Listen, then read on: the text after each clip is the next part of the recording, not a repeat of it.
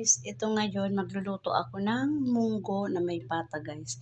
Pinagsabay ko na siya kasi kagabi nakalimutan ko magbabad nung aking munggo. Ayan guys, ipe-pressure cooker ipe-pressure cooker ko siya mga guys. Guys, okay na yung ating munggo. Malambot na yung pata guys. Para gadabi sabaw.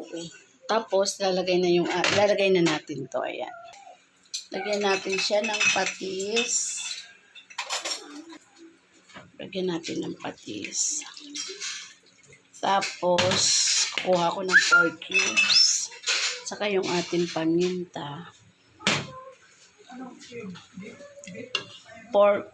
Tapos yung ating pork cube. Paminta. Tanggal mo na yung pinakabalat niya.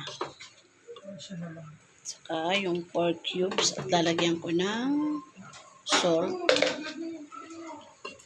Ayan guys. Ulam na namin to guys hanggang mamayang gabi. Tapos nakakuha akong alugbati guys doon sa tanim ko. Kakaunti lang. Siguro kung mga 2 paso. Kasi hindi pa naman siya mahabong ba yung aking alugbati. Ito pa lang guys yung nakuha ko sa tanim ko. Ayan. Ito na siya guys. Maya-maya ko na ilagay yung ating gulay. Ito na guys. Kain na tayo. Ito na yung aking munggo with pata.